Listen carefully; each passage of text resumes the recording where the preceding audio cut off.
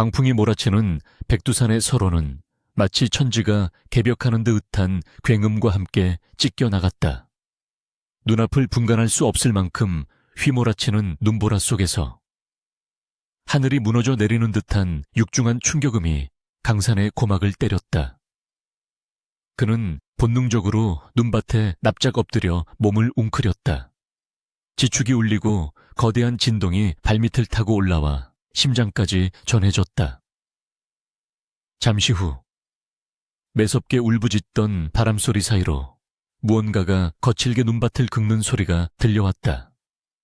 그것은 산짐승의 발소리라기에는 너무나 크고 묵직했으며 바위가 구르는 소리라기에는 소름 끼치도록 생생한 생명의 고통이 서려 있었다. 강산은 떨리는 손으로 눈을 뒤덮은 털가죽 모자를 고쳐 쓰고 조심스럽게 고개를 들어 소리가 난 방향을 응시했다. 하얀 눈보라 너머 잿빛 하늘 아래 검붉은 산맥처럼 거대한 그림자가 꿈틀거리고 있었다. 강산은 평생을 백두산 자락에서 약초를 캐며 살아온 신만이었다.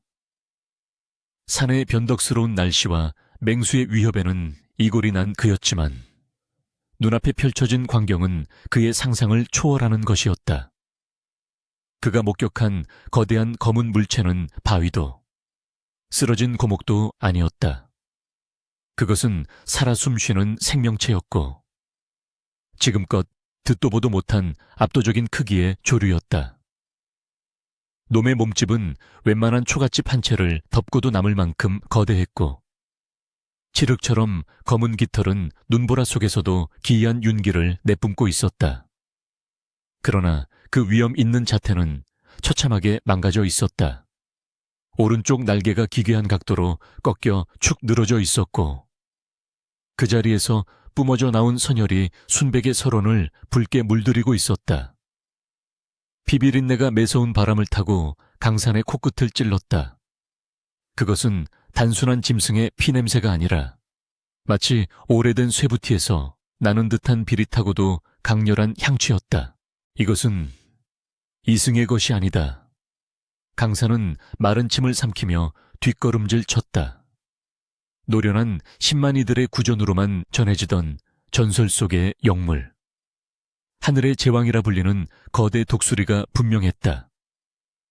인간의 발길이 닿지 않는 천지 근처 깊은 골짜기에 산다는 그 신수, 신수 우쯤가 어찌하여 이토록 처참한 몰골로 추락했단 말인가. 본능적인 공포가 온몸을 휘감았다. 저 거대한 부리에 한 번만 스쳐도 뼈가 으스러질 것이며 저 날카로운 발톱에 채이면 목숨을 부지하기 어려울 것이다. 지금이라도 당장 뒤를 돌아 도망쳐야 한다는 이성이 머릿속을 지배했다. 그러나 강산의 발은 눈밭에 뿌리 내린 듯 움직이지 않았다. 고통에 몸부림치며 내뱉는 짐승의 낮은 신음소리가 마치 살려달라는 애원처럼 그의 가슴을 후벼 팠기 때문이었다. 강산은 허리춤에 매달린 약초 주머니를 꽉 쥐었다.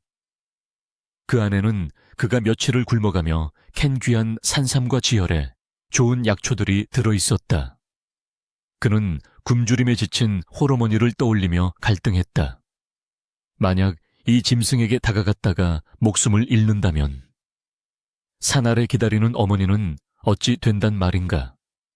하지만 산을 섬기는 자로서 죽어가는 생명을, 그것도 산의 전기를 품은 영물을 외면한다는 것은 상군의 노여움을 사는 일이나 다름없었다. 강산은 떨리는 숨을 길게 내뱉으며 결심을 굳혔다.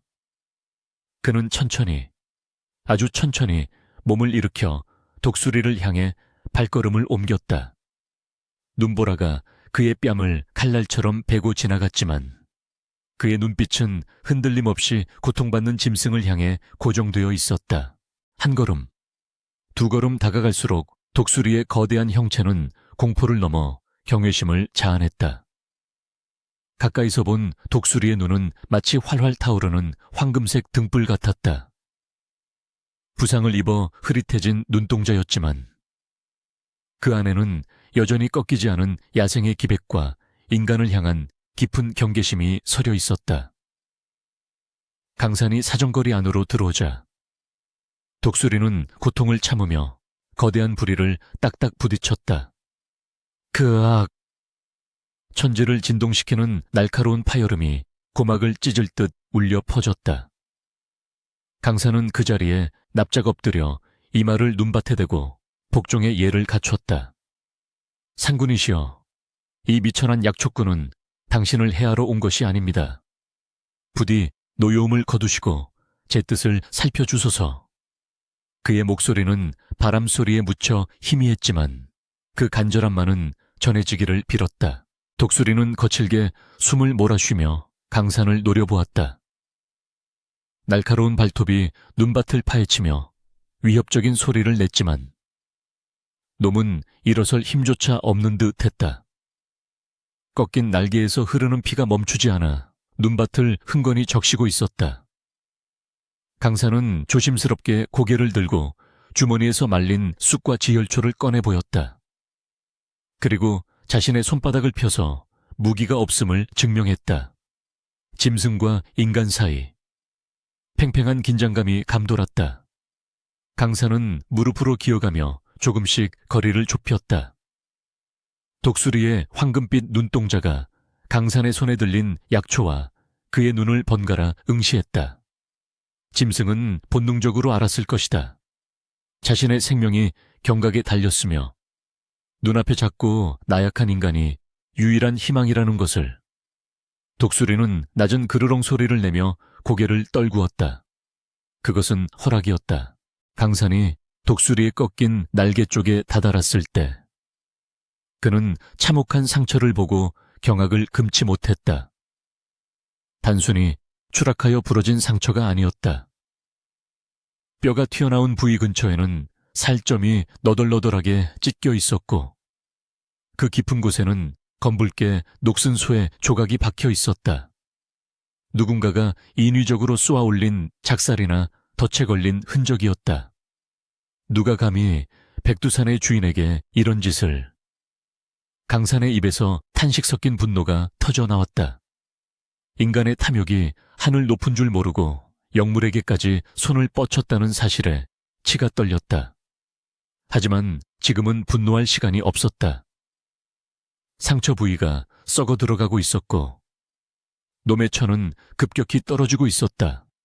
이 눈보라 속에서 치료를 강행하는 것은 불가능했다. 조금만 참으십시오. 안전한 곳으로 모시겠습니다. 강산은 독수리의 거대한 몸통에 조심스럽게 손을 댔다. 깃털은 마치 강철 갑옷처럼 단단하면서도 비단처럼 매끄러웠다. 그는 자신이 임시거처로 사용하는 비밀 동굴이 근처에 있음을 상기했다. 하지만 집채만한 독수리를 혼자 힘으로 옮기는 것은 불가능에 가까웠다. 강산은 주변의 굵은 나뭇가지를 꺾어 썰매 형태의 받침대를 급조했다. 그리고 칡넝쿨을 엮어 독수리의 성 안쪽 몸통을 감쌌다. 독수리는 강산이 하는 양을 가만히 지켜보더니 그가 끄는 방향으로 힘겹게 몸을 밀며 협조했다. 영물은 영물이었다. 자신의 살 길을 본능적으로 깨닫고 인간의 힘에 자신의 남은 기력을 보태고 있었다. 눈보라는 더욱 거세져 한치 앞을 분간하기 어려웠다. 강산은 입에서 단내가 나도록 칡넝쿨을 잡아당겼다. 어깨가 빠질 것 같은 고통과 허벅지가 터질 것 같은 근육의 비명이 이어졌지만 그는 멈추지 않았다. 독수리 또한 고통스러운 신음을 삼키며 부리로 눈밭을 찍어 몸을 지탱했다. 인간과 짐승, 전혀 어울리지 않는 두 존재가 눈보라 속에서 생존을 위한 처절한 사투를 벌이며 동행하고 있었다. 강산의 눈썹과 수염에는 고드름이 매달렸고 손발의 감각은 이미 사라진 지 오래였다. 하지만 그의 등 뒤에서 느껴지는 거대한 생명의 무게가 그를 계속 움직이게 했다. 이것은 단순한 구조가 아니라 산이 그에게 내린 운명적인 과업이라는 확신이 들었다. 마침내 절벽 아래 가려진 동굴 입구가 희미하게 보이기 시작했다. 강산은 마지막 젖 먹던 힘까지 짜내어 독수리를 동굴 안으로 끌어들였다. 동굴 안은 바깥의 맹추위와 달리 훈훈한 기운이 감돌았다. 독수리는 안전한 곳에 들어왔음을 인지하자마자 긴장이 풀린 듯 거대한 날개를 축 늘어뜨리며 바닥에 쓰러졌다. 놈의 거친 숨소리가 동굴 벽을 타고 울렸다. 강산 역시 그 옆에 대자로 뻗어 거친 숨을 몰아쉬었다. 심장이 흉곽을 뚫고 나올 듯 쿵쾅거렸다. 잠시 후 정신을 차린 강산은 지체 없이 마른 장작에 불을 붙였다. 타닥타닥 타오르는 불꽃이 동굴 내부를 밝히자 독수리의 거대한 실루엣이 벽면에 그림자처럼 일렁겼다. 놈은 불빛을 두려워하지 않고 오히려 그 온기를 즐기듯 눈을 지그시 감고 있었다. 강산은 솥에 눈을 녹여 물을 끓이고 품에 있던 귀한 약재들을 꺼내놓았다. 그리고 허리춤에서 예리한 소독용 칼을 꺼내 불에 달구었다. 이제부터가 진짜 싸움이었다. 뼈를 맞추고 박힌 쇠 조각을 빼내는 과정은 짐승에게 끔찍한 고통을 줄 것이다. 만약 고통을 참지 못한 독수리가 발광이라도 한다면 좁은 동굴 안에서 강산은 뼈도 추리지 못할 것이 뻔했다. 그는 독수리의 눈을 정면으로 응시하며 낮고 단호한 목소리로 말했다. 많이 아플 것입니다. 허나 이 쇠를 빼내지 않으면 날개가 썩어 다시는 날지 못합니다.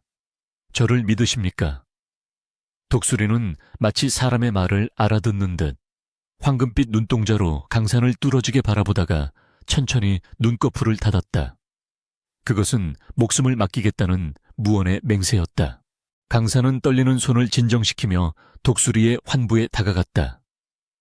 피와 엉겨붙은 깃털을 조심스럽게 잘라내자 살을 파고든 녹슨 쇠촉에 흉측한 모습이 드러났다. 살이 썩어가는 악취가 코를 찔렀다. 강산은 숨을 깊게 들이마시고 단숨에 쇠촉을 잡았다. 으윽! 그가 힘을 주어 쇠촉을 뽑아내는 순간 독수리는 비명을 지르는 대신 온몸의 깃털을 곤두스며 끔찍한 고통을 전신으로 받아냈다. 놈의 발톱이 바위 바닥을 긁어 깊은 자국을 남겼지만 강산을 공격하지는 않았다. 툭 하는 둔탁한 소리와 함께 시커먼 피고름과 쇠촉이 바닥에 떨어졌다. 강산은 재빨리 지혈초를 지식여 상처 부위를 덮고 깨끗한 천으로 단단히 동염했다. 이마에서 흐른 땀이 눈에 들어가 따가웠지만 닦을 새도 없었다. 이어지는 과정은 부러진 날개뼈를 맞추는 것이었다. 이것은 더욱 세밀하고 위험한 작업이었다. 강산은 독수리의 날개를 감싸 안으며 뼈의 결을 더듬었다. 어긋난 뼈마디가 손끝에 느껴졌다. 자, 하나, 둘, 우두득. 뼈가 제자리를 찾는 소리가 동굴 안에 소름 끼치게 울렸다. 독수리는 고개를 뒤로 젖히며 소리 없는 비명을 질렀고 강산의 옷자락을 부리로 꽉 물었다. 살점이 뜯겨 나갈 듯 했지만 강산은 비명을 참아냈다. 독수리가 고통을 참기 위해 자신의 살이 아닌 옷자락을 물었다는 것을 알았기 때문이었다. 짐승의 배려에 가슴이 뭉클해졌다. 그는 뼈조각이 다시 어긋나지 않도록 튼튼한 나무 부목을 대고 칡넝쿨로 고정했다. 모든 처치가 끝나자 강산과 독수리는 동시에 탈진하여 바닥에 늘어졌다. 밤은 깊어갔고 밖에서는 눈보라가 여전히 맹위를 떨치고 있었다. 동굴 안 모닥불 소리만이 정적을 채웠다. 강산은 독수리의 머리맡에 앉아 놈의 고른 숨소리를 들으며 쇠촉을 들여다보았다. 불빛에 비친 쇠촉에는 관에서 사용하는 특유의 문양이 희미하게 새겨져 있었다. 현, 엑시엔. 그것은 산 아래 고을을 다스리는 형암의 물건임을 뜻했다. 강산의 미간이 찌푸려졌다. 형암 조대감. 탐욕스럽고 잔인하기로 소문난 그자가 이 영물을 노리고 있다는 뜻이었다. 그렇다면 이 짐승을 치료하고 있다는 사실이 알려지는 순간 강산의 목숨 또한 무사하지 못할 것이다. 두려움이 엄습했지만 그는 잠든 독수리의 거대한 날개를 쓰다듬었다. 차갑고 단단했던 깃털 사이로 미약하지만 따스한 온기가 느껴졌다. 그때 감고 있던 독수리의 눈이 번쩍 뜨였다. 황금빛 눈동자가 강산을 향해 부드럽게 휘어졌다. 노문 부리로 강산의 손등을 살며시 비볐다. 까칠한 부리에 감촉이 전해지자 강산의 마음속에 있던 두려움이 눈 녹듯 사라졌다. 그것은 종을 초월한 교감이자 생명을 구해준 은인에 대한 감사 표시였다. 강산은 희미하게 미소 지으며 중얼거렸다. 그래, 네가 나을 때까지 내가 지켜주마. 설령 그 상대가 나라님이라 할지라도 그는 자신이 지금 엄청난 운명의 소용돌이 속으로 발을 들여놓았음을 직감했다. 이 거대한 날개가 다시 하늘을 덮는 날, 백두산에는 피바람이 불어올지도 모를 일이었다. 하지만 강산은 후회하지 않았다. 그의 손끝에서 전해지는 짐승의 심장 박동이 그가 해야 할 일이 무엇인지 명확하게 말해주고 있었기 때문이었다. 산 아래의 고을, 해산의 관아 안채는 바깥의 매서운 추위가 무색할 만큼 후끈한 열기로 가득 차 있었다. 질 좋은 참숯이 타오르는 화로가 방 안곳곳에 놓여 있었고 바닥은 발바닥이 될 정도로 뜨거웠다. 그 방의 상석, 호랑이 가죽이 깔린 보료 위에는 형암 조대감이 비스듬히 기대앉아 있었다. 기름진 음식을 탐하느라 비대해진 그의 몸뚱이는 숨을 쉴 때마다 뱃살이 출렁거렸고 탐욕으로 번들거리는 눈빛은 먹이를 노리는 살쾡이처럼 음습했다. 그는 손에 든 옥으로 만든 술잔을 만지작거리며 바닥에 머리를 쳐박고 벌벌 떨고 있는 사냥꾼 우두머리를 내려다보았다. 내 이놈, 다시 한번 말해보거라. 그 짐승을 분명히 맞추었다고? 조대감의 목소리는 낮았지만 그 안에 담긴 살기는 방 안의 공기를 얼어붙게 만들기에 충분했다. 예, 사도 나리, 제 눈으로 똑똑히 보았습니다. 제가 쏜 쇠초기 놈의 날개 죽지에 정확히 박히는 것을 말입죠. 놈은 고해성을 지르며 백두산 천지 쪽 골짜기로 추락했습니다. 그 거대한 덩치가 눈밭에 처박히는 소리가 심리 밖끝까지 들릴 정도였습니다요.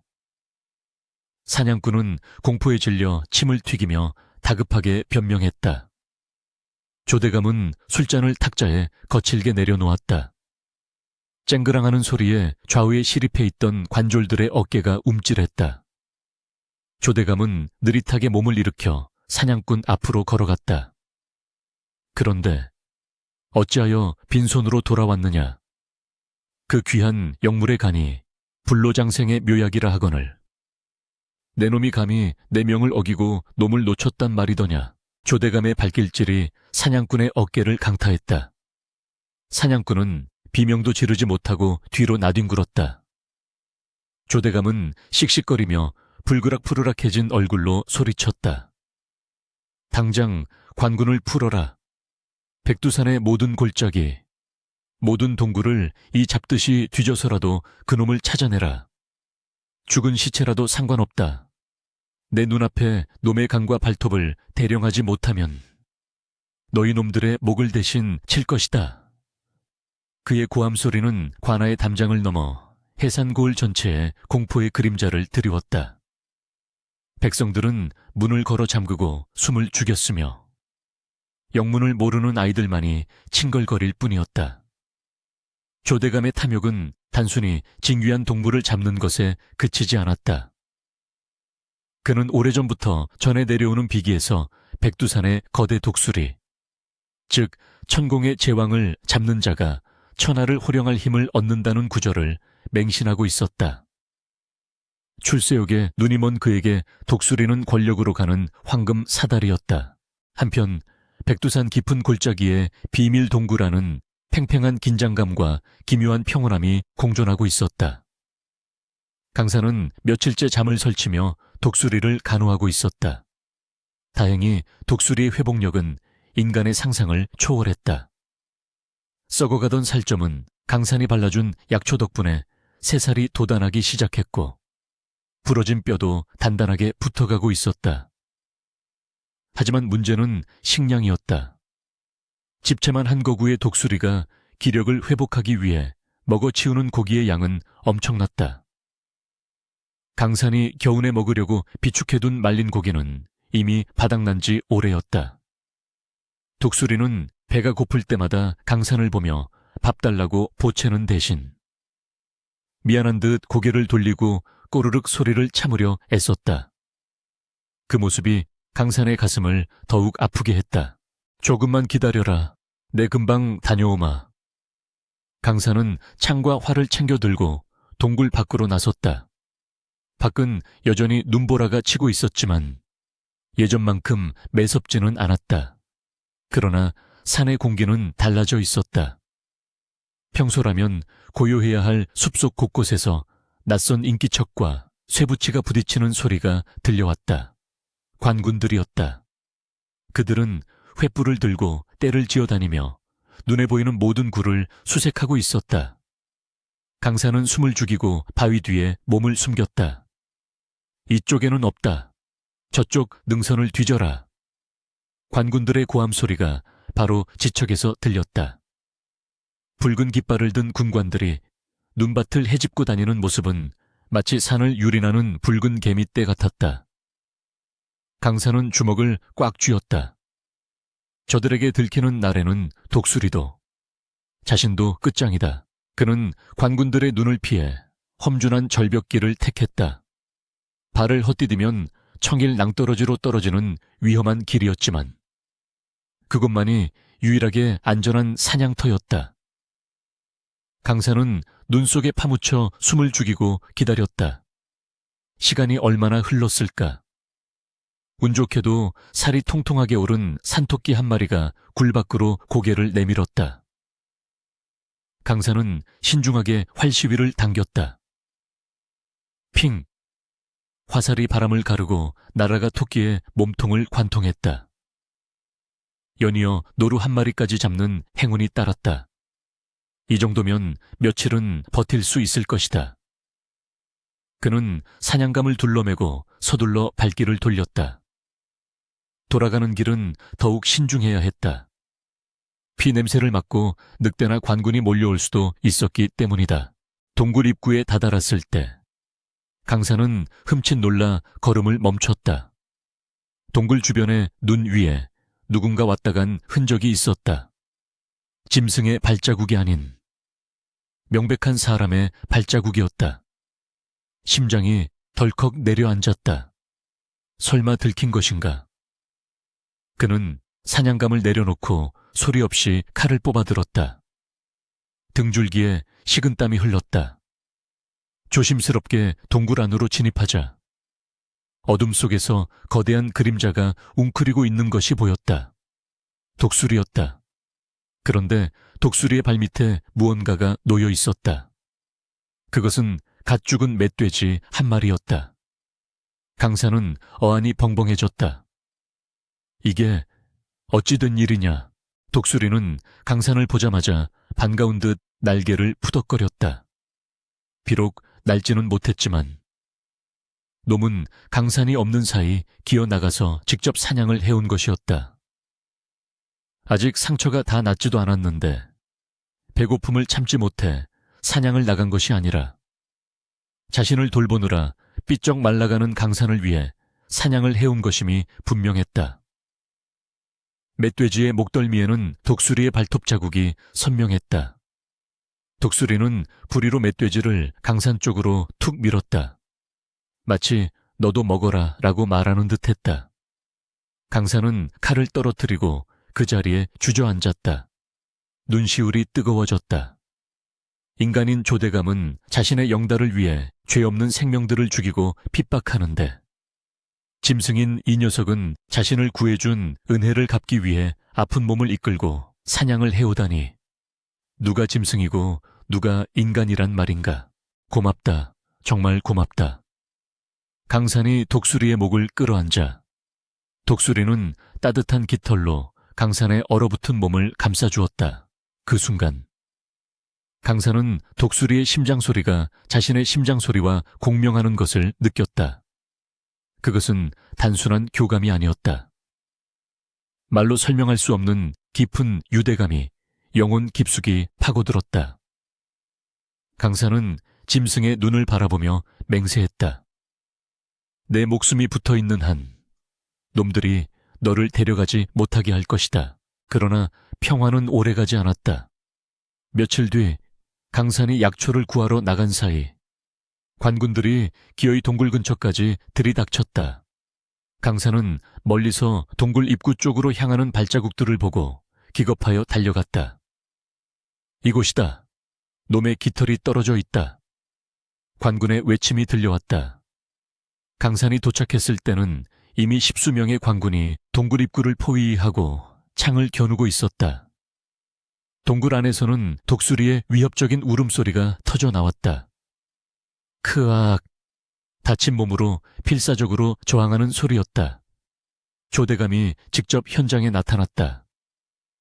그는 가마에서 내려 탐욕스러운 눈으로 동굴을 바라보며 입맛을 다셨다. 드디어 찾았구나. 내 불로초가 저 안에 있다. 못들 하느냐? 당장 끌어내라.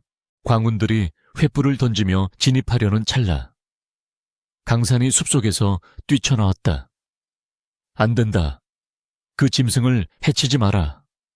그는 미친 듯이 달려들어 선두에 선 관군의 앞을 가로막았다. 갑작스러운 난입에 관군들이 주춤했다. 조대감은 눈을 가늘게 뜨고 강산을 노려보았다. 내 놈은 누구냐? 감히 관군의 앞을 막아서다니. 목숨이 2개라도 된단 말이냐. 강산은 헐떡이는 숨을 고르며 조대감을 쏘아보았다. 그의 눈빛에는 두려움 대신 서슬 퍼런 결기가 서려 있었다. 나는 이 산의 신만이 강산이다. 하늘이 내린 영물을 인간의 더러운 욕심으로 해하려 하다니. 천벌이 두렵지 않으냐, 하느냐. 조대감은 기가 차다는 듯 헛웃음을 터뜨렸다. 천벌, 하하하. 내가 곧 법이고 하늘이다. 내 놈이 저 짐승을 숨겨주고 치료해준 모양이구나. 아주 잘 되었다. 짐승과 짝짝꿍이 된 놈이니 같이 묶어서 저승으로 보내주마. 조대감의 손짓 한 번에 관군들이 때로 달려들어 강산을 덮쳤다. 강산은 격렬하게 저항했지만 중과부적이었다. 순식간에 온몸이 포박당해 눈밭에 무릎 꿇려졌다. 피투성이가 된 얼굴로도 강산은 동굴을 향해 소리쳤다. 나오지 마라. 절대 나오면 안 된다. 하지만 그 외침이 무색하게 동굴 안에서 거대한 그림자가 튀어나왔다. 독수리였다. 놈은 아직 완치되지 않은 날개를 비틀거지며 강산을 구하기 위해 제 발로 걸어 나온 것이었다. 놈의 눈은 분노로 붉게 타오르고 있었지만 수십 개의 창끝 앞에서는 위태로워 보였다. 조대감은 환호성을 질렀다. 오, 제 발로 기어 나오는구나. 저 크기를 보아라. 과연 전설대로다. 당장 그물을 던져라. 상처 하나 없이 생포해야 한다. 관군들이 투망을 던지며 독수리를 조여오기 시작했다. 적하였다. 독수리는 부리로 그물을 찢으며 저항했지만 사방에서 날아오는 그물과 밧줄을 모두 피할 수는 없었다. 결국 독수리는 거대한 몸이 결박당해 눈밭에 쓰러지고 말았다.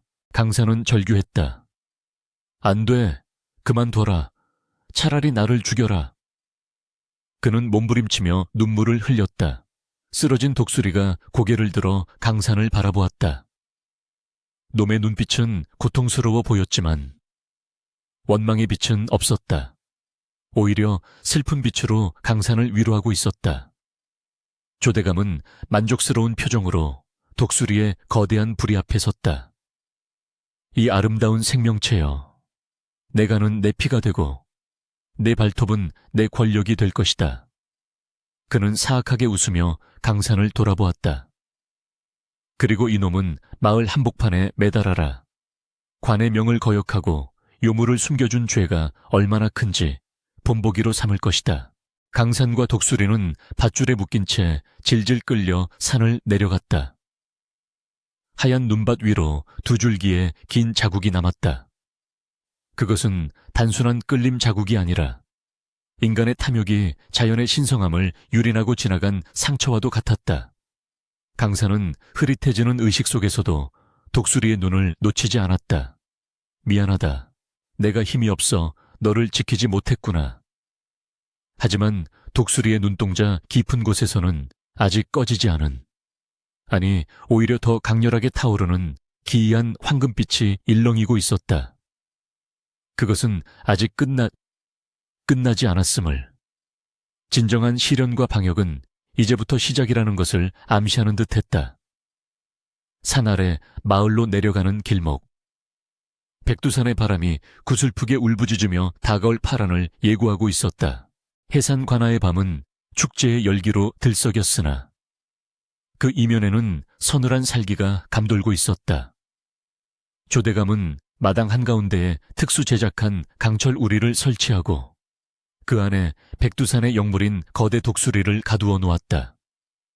그는 승리에 도취하여 고을의 유지들을 불러 모아 연회를 베풀었다. 보시오. 저것이 바로 전설 속의 신수, 셴슈. 요.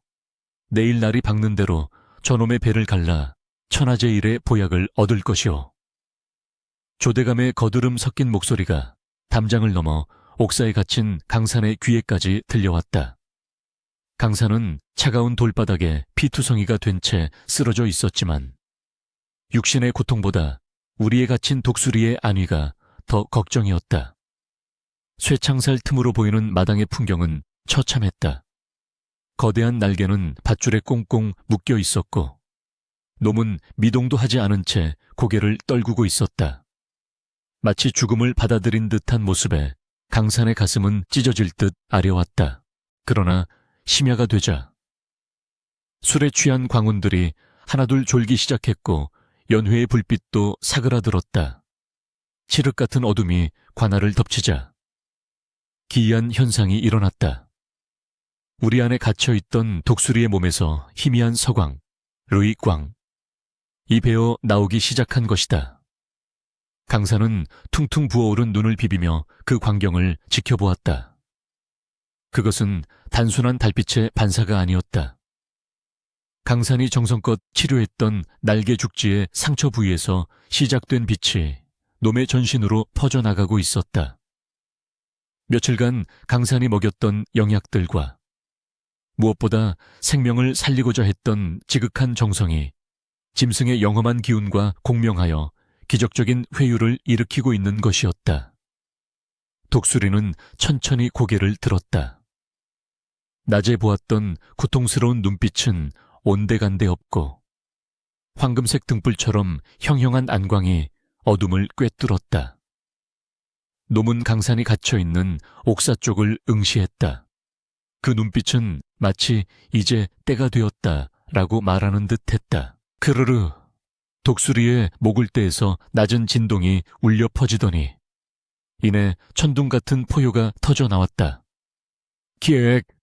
고막을 찢는 듯한 괴성에 졸고 있던 광운들이 기겁하며 깨어났고 안채에서 자고 있던 조대감마저 속옷 차림으로 뛰쳐나왔다.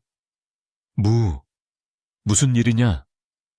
조대감이 소리치는 순간 믿을 수 없는 광경이 펼쳐졌다.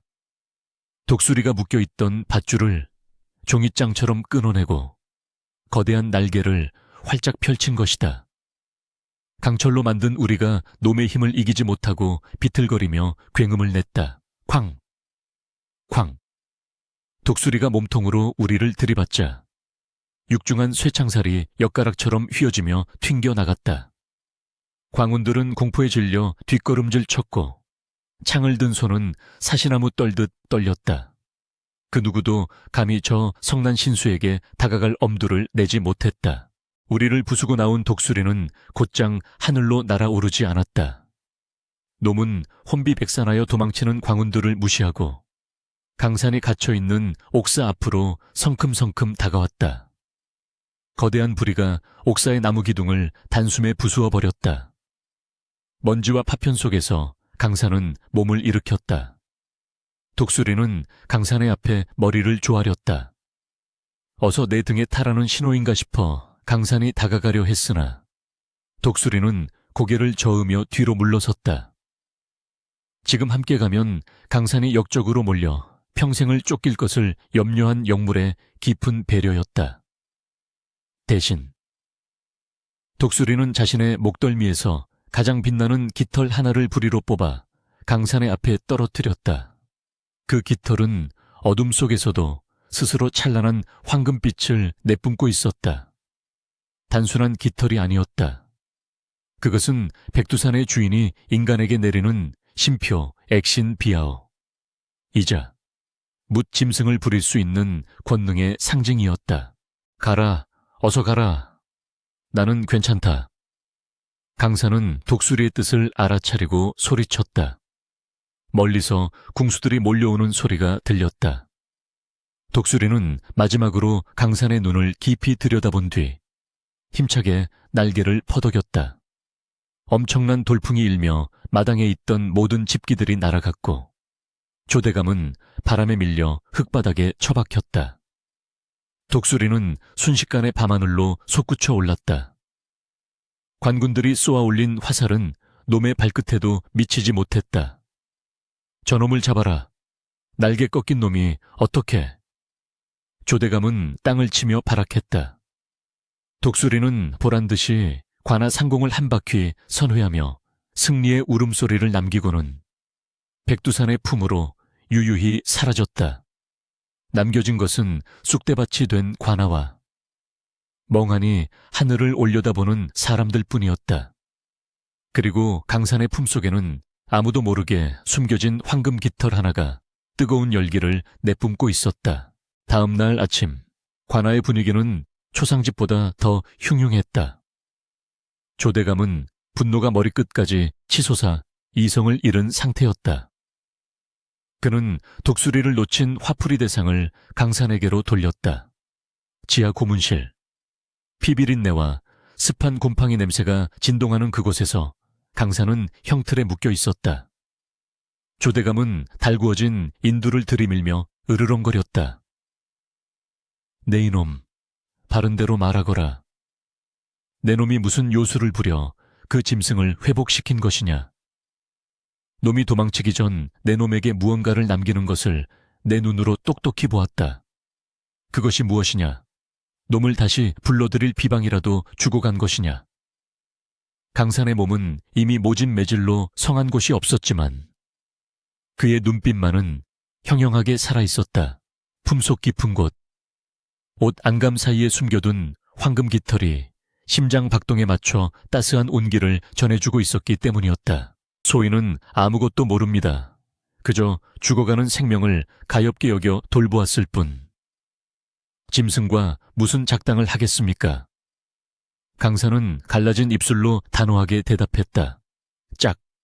조대감의 손에 들린 가죽 채찍이 강산의 뺨을 후려쳤다. 혓바닥이 길구나. 내 놈이 그 짐승과 눈빛을 주고받는 것을 본 자가 한둘이 아니다. 그 깃털, 그래, 황금빛이 번쩍이는 것을 내가 보았단 말이다. 그것을 내놓아라. 그것만 내놓으면 내 너를 살려주마. 조대감은 회유와 협박을 번갈아가며 강산을 옥죄었다. 그는 본능적으로 그 깃털이 범상치 않은 물건임을 직감하고 있었다. 독수리를 놓친 이상 그 깃털이라도 차지해야 자신의 욕망을 채울 수 있을 것이라 믿었다. 하지만 강산은 입을 굳게 다물었다. 그 깃털이 조대감 같은 악인의 손에 들어간다면 백두산의 모든 생명이 위험해질 것이 자명했다. 고문은 더욱 잔혹해졌다.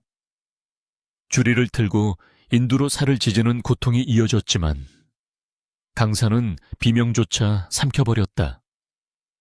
고통이 극에 달해 정신이 혼미해질 때마다 가슴팍의 깃털에서 기이한 힘이 흘러나와 그의 정신을 붙잡아 주었다. 그것은 마치 조금만 더 버텨라. 내가 너와 함께 있다라고 속삭이는 독수리의 목소리 같았다. 강산은 흐려지는 의식 속에서 깨달았다. 이 시련은 단순히 고통을 견디는 과정이 아니라 자신이 그 힘을 감당할 자격이 있는지 시험하는 과정이라는 것을, 인간의 탐욕에 굴복하여 신의를 저버릴 것인가, 아니면 목숨을 걸고 생명의 존엄을 지킬 것인가. 강산의 선택은 명확했다. 그는 고개를 들어 조대감을 비웃듯 노려보았다. 나으리께서 찾으시는 것은 제 몸속에 있지 않습니다. 그것은 오직 하늘을 우러러 한 점 부끄러움 없는 자에게만 보이는 법입니다.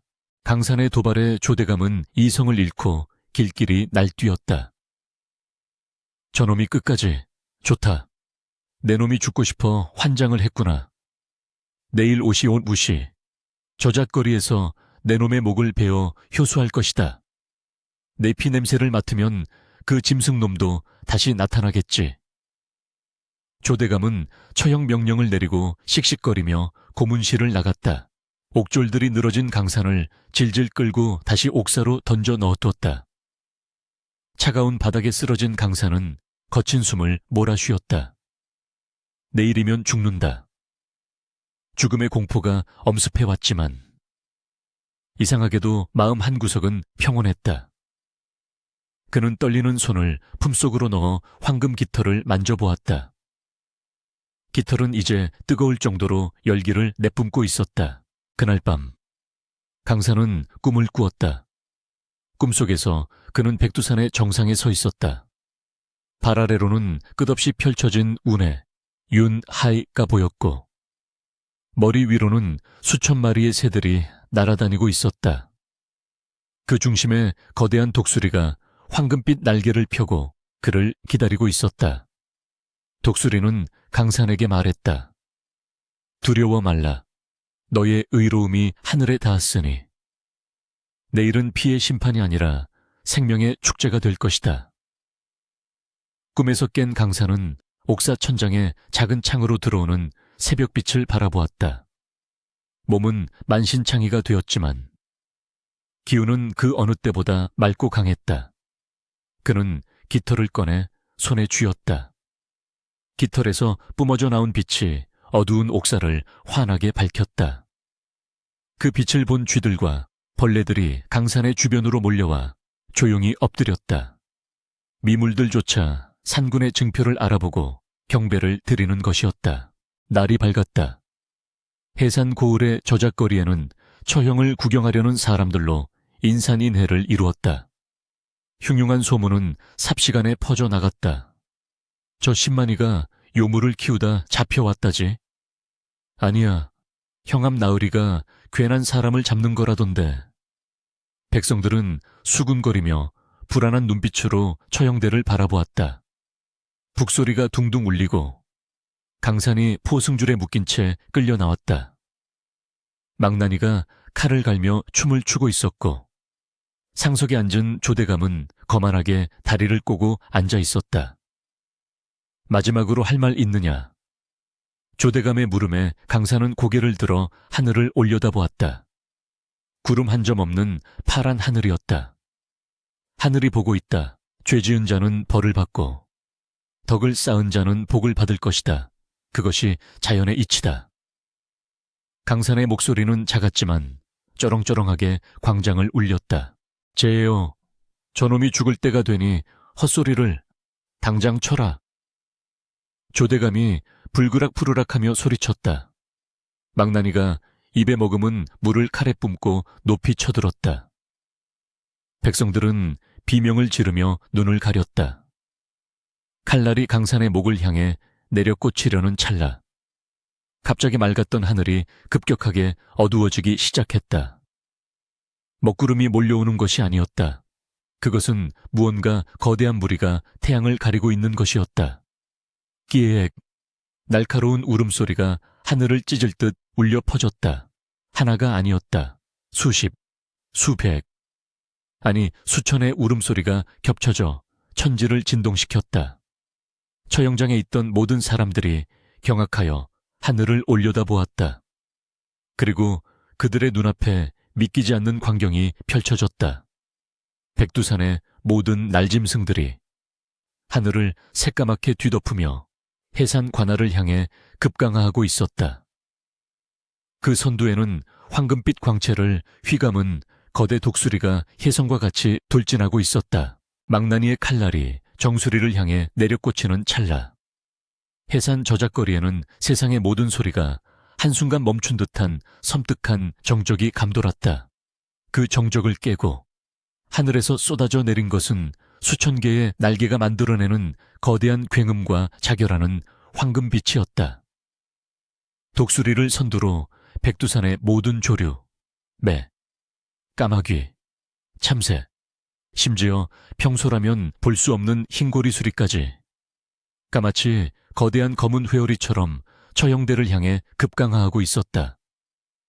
망나니는 본능적인 공포에 사로잡혀 칼을 든 채 그대로 굳어버렸고, 조대감을 포함한 모든 광군과 백성들은 경악하여 비명조차 지르지 못했다. 하늘은 이미 새까맣게 뒤덮여 한낮이 삽시간에 어둠으로 변했고, 사방에서 불어오는 날갯짓의 강풍이 처형대의 붉은 깃발을 갈기갈기 찢어 놓았다. 킥! 개요대 독수리는 정확히 조대감이 앉아있는 관아의 상석 위를 선회하며 위협적인 울음소리를 내질렀다. 독수리의 맹렬한 기세에 놀란 광운들은 혼비백산하여 무기를 떨어뜨리고 사방으로 도망치기 시작했다. 조대감은 몸을 가누지 못하고 바닥에 뒹굴면서도 분노에 찬 눈빛으로 강산을 노려보았다. 요물, 요사스러운 짐승, 내 놈이 끝내 나타났구나. 당장 저놈을 쏴 죽여라. 모조리 잡아 불태워라. 그는 창을 들고 망설이는 관졸들에게 발길질을 하며 소리쳤으나 누구도 감히 하늘의 분노와 맞설 용기를 내지 못했다.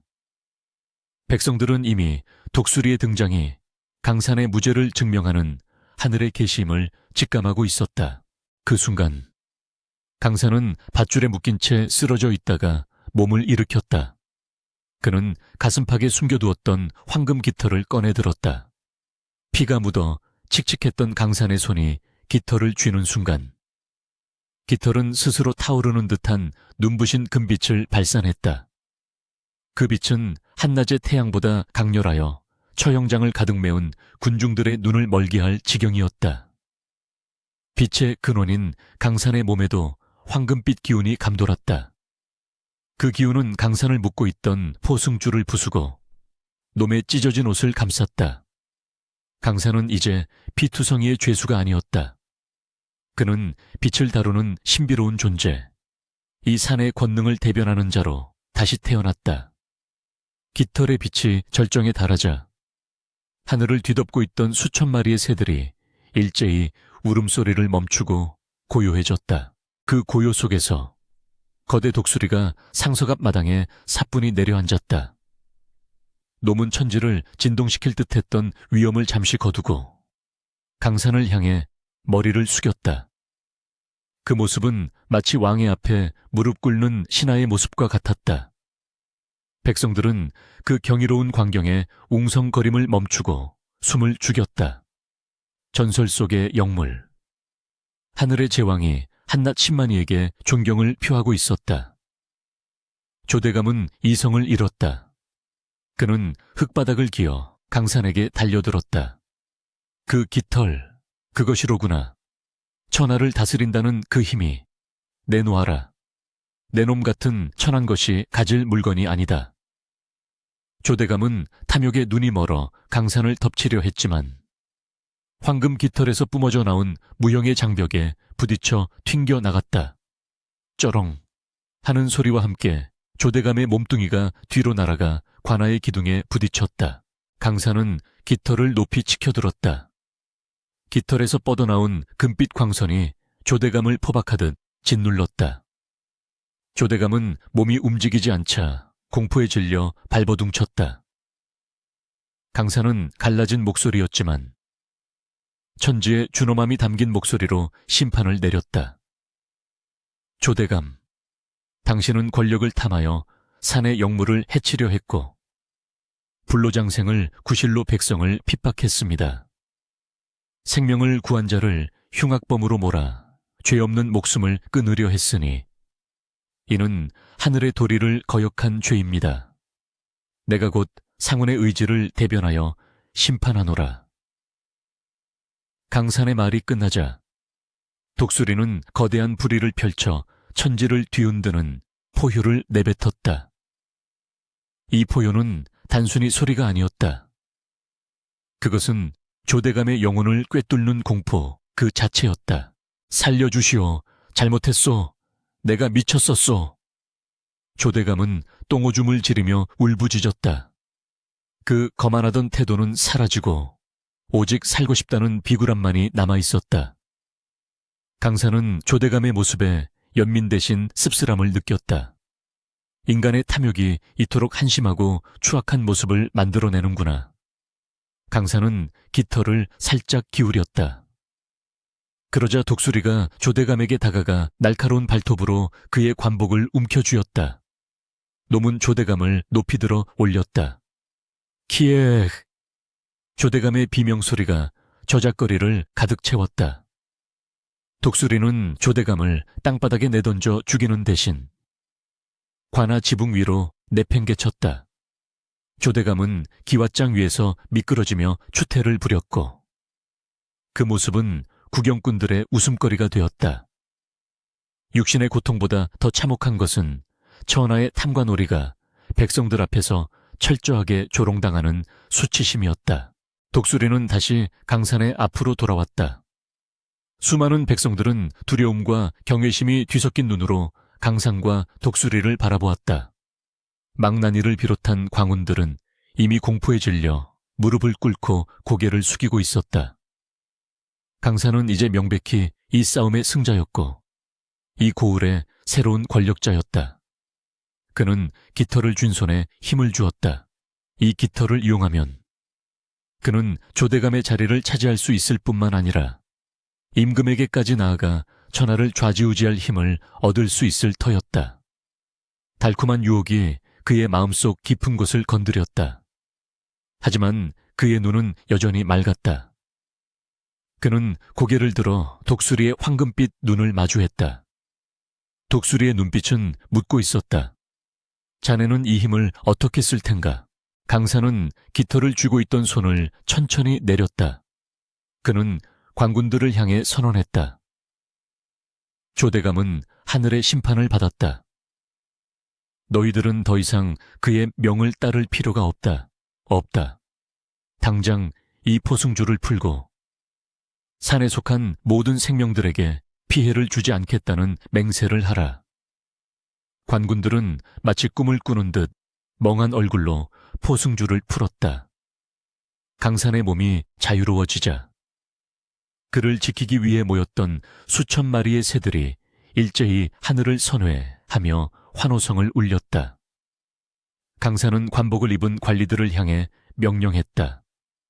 조대감의 죄목을 상세히 기록하여 조정에 상소하고 그가 부당하게 빼앗은 백성들의 재산을 돌려주어라. 만약 이를 어기는 자가 있다면 백두산의 기운이 가만두지 않을 것이다. 그의 목소리는 나지막했지만 그 권위는 임금의 교지보다 강렬했다. 처형장은 순식간에 해산되고 강산은 백성들의 환호 속에서 독수리와 함께 관할을 나섰다. 백성들은 강산을 상군의 화신이라 칭송하며 앞다투어 절을 올렸다. 사람들은 그가 황금 깃털의 힘으로 임금이 되기를 염원했다. 그러나 강산은 그들의 기대와 염려를 모두 알고 있었다. 그는 독수리의 넉넉한 등 위에 올라탔다. 늠름한 독수리의 비상은 조대감의 권력이 무너지고 새로운 질서가 시작되었음을 천하에 공표하는 장엄한 의식이었다. 독수리는 강산을 태우고 다시 백두산의 품으로 날아올랐다. 땅 위에 남은 사람들은 그들이 사라지는 하늘을 향해 하염없이 손을 흔들었다. 그들의 눈에는 탐욕이 아닌 경외와 희망의 빛이 가득 차 있었다. 강산은 독수리의 등 위에서 품속의 황금 깃털을 내려다보았다. 이제 이 깃털의 최종적인 행방과 강산이 이룩할 삶의 가치에 대한 결단만이 남아 있었다. 거대 독수리의 등에 올라 백두산의 푸른 하늘을 가로지르는 것은 인간이 누릴 수 있는 가장 장엄한 경험이었다. 강산의 발 아래로 온갖 세상의 시름과 탐욕이 작게 흩어지는 구름처럼 보였다. 차가운 바람이 그의 몸을 훑고 지나갔지만 깃털 사이로 전해지는 독수리의 온기는 세상의 어떤 비단보다 따스했다. 그는 품속에 쥔 황금 깃털을 내려다보았다. 깃털은 이제 차분하고 온화한 빛을 발하고 있었다. 이 깃털은 방금 전 한 탐욕스러운 관리를 무릎 꿇게 하고 수많은 병사들을 복종시켰다. 이 힘을 이용한다면 강산은 조선 팔도에서 원하는 모든 것을 얻을 수 있었다. 어머니를 호의호식하게 하고 헐벗은 백성들을 도울 수도 있을 터였다. 달콤한 권력과 부귀영화의 유혹이 귓가에 끊임없이 속삭였다. 그러나 강산의 눈은 이미 세상의 저작거리를 넘어 백두산의 가장 신성한 곳 천지를 향하고 있었다. 독수리는 마치 강산의 복잡한 심경을 알고 있다는 듯 묵직한 날갯짓으로 그를 이끌었다. 천지에 가까워질수록 공기는 더욱 맑고 투명해졌고 세상의 속된 냄새는 모두 사라지고 순수한 얼음과 물의 기운만이 감돌았다. 마침내 독수리는 천지의 푸른 수면이 내려다 보이는 가장 험준한 봉우리에 사뿐히 내려앉았다. 강산은 독수리의 등에서 내려 천지를 바라보았다. 짙푸른 수면은 하늘을 그대로 담고 있었고 그 고요함 속에는 수많은 세월의 비밀이 잠들어 있는 듯했다. 이곳이야말로 이 영물의 고향이자 천하를 다스리는 힘의 근원이었다. 강산은 품속의 깃털을 다시 한번 쥐었다. 그는 인간의 눈으로 보면 천하를 얻을 기회였지만 산의 이치로 보면 감히 범접할 수 없는 신성한 짐이었다. 그는 독수리에게 말했다. 너와 나는 잠시 서로의 생명을 나누었지만 나는 결국 이 산의 이치에서 벗어날 수 없는 나약한 인간일 뿐이다. 이 깃털은 백두산의 정기이며 너의 것이다. 나는 이 힘을 이용하여 인간 세상의 욕심을 채울 생각이 없다. 강산은 자신이 겪었던 고난을 상기했다. 탐욕이 불러온 고통, 그리고 그 고통 속에서 피어난 생명에 대한 애착. 그는 깨달았다. 천하를 다스린다는 것은 억지로 권력을 쥐고 사람들을 복종시키는 것이 아니라 모든 생명을 소중히 여기고 그들의 아픔을 치유하는 어진 마음을 가지는 것임을 그는 천천히 마치 가장 소중한 것을 내려놓 몇 황금 깃털을 펼쳤다. 깃털은 강산의 손을 떠나 푸른 천지 위를 가볍게 떠다녔다. 깃털이 수면에 닿자 천지에는 잔잔한 파문이 일었고 그 파문과 함께 깃털은 다시 한번 맹렬한 금빛을 뿜어냈다. 그 빛은 하늘로 솟아올라 푸른 하늘과 맑은 수면을 하나로 연결하는 듯했다. 독수리는 긴 목을 숙여 그 광경을 지켜보았다. 강산이 깃털을 자신에게 돌려준 것이 아니라 그 힘의 근원인 천지의 봉헌했음을 알았기 때문이었다. 잠시 후 깃털은 금빛을 남긴 채 천지의 깊은 물속으로 사라져 들어갔다. 그것은 권력의 힘이 인간의 손을 떠나 다시 자연의 질서로 돌아갔음을 의미했다. 독수리는 깊고 웅장한 울음소리를 내며 강산에게 감사의 인사를 전했다. 노문 강산이 진정으로 하늘의 뜻을 이해한 무관의 제왕임을 인정했다. 독수리는 강산을 태우고 다시 산 아래로 내려왔다. 관아의 소동이 잠잠해진 후 해산 고을은 다시 평온을 찾았다. 조대감은 파직되어 유배형에 처해졌고 그의 부당한 재산은 백성들에게 고루 분배되었다. 강산은 백성들의 환호 속에서 마을로 돌아왔지만 그들의 기대와는 달리 권력이나 명예를 탐하지 않았다. 그는 마을 변두리에 작은 오두막을 짓고 다시 약초를 캐며 병든 사람들을 치료하는 의원의 삶을 살기 시작했다. 세월은 빠르게 흘러갔다. 강사는 더 이상 헐벗은 신만이가 아니었다. 그는 백두산의 정기를 받아 얻은 비법으로 수많은 불치병 환자들을 치유했다. 사람들은 그를 백두산 상군의 의원이라 불렀으며 그의 인술은 천리 밖까지 소문이 자자했다. 강사는 돈이나 명예를 받지 않고 오직 진심을 담아 감사의 표시로 가져온 곡식이나 작은 선물을 받았을 뿐이었다. 그의 오두막은 언제나 따뜻한 웃음소리와 약초 다리는 냄새로 가득했다. 그의 어머니 또한 아들의 효심과 어질m 덕분에 평안하고 행복한 노년을 보냈다. 강사는 자신이 겪었던 고난이 결국 더 큰 깨달음을 위한 시련이었음을 감사히 여겼다. 어느덧 강산의 얼굴에는 세월의 흔적이 깊게 패였지만 그의 눈빛은 여전히 백두산 천지처럼 맑고 깊었다. 그는 가끔씩 홀로 산에 올라 천지를 바라보곤 했다. 그러면 신기하게도 언제나 독수리가 나타나 그의 주위를 한 바퀴 선회하며 안부를 전했다. 그것은 짐승과 인간을 넘어선 깊은 우정의 표시였다. 강사는 알았다. 권력을 상징하는 황금 깃털은 사라졌지만 그 깃털이 상징하는 진정한 권능, 즉 생명을 살리고 어진 마음을 가지는 힘은 영원히 그의 마음속에 남아있다는 것을. 어느 추운 겨울날, 새저녁, 강사는 어머니께 따뜻한 쇠고기죽을 떠먹여 드리고 있었다. 밖에는 하얀 눈이 소복이 내리고 있었고 화롯불은 따스한 온기를 뿜어냈다. 어머니는 잠든 듯 편안한 얼굴로 미소 지으셨다. 강사는 문득 자신이 세상의 모든 임금들보다 더 큰 부와 권력을 가지고 있다고 생각했다.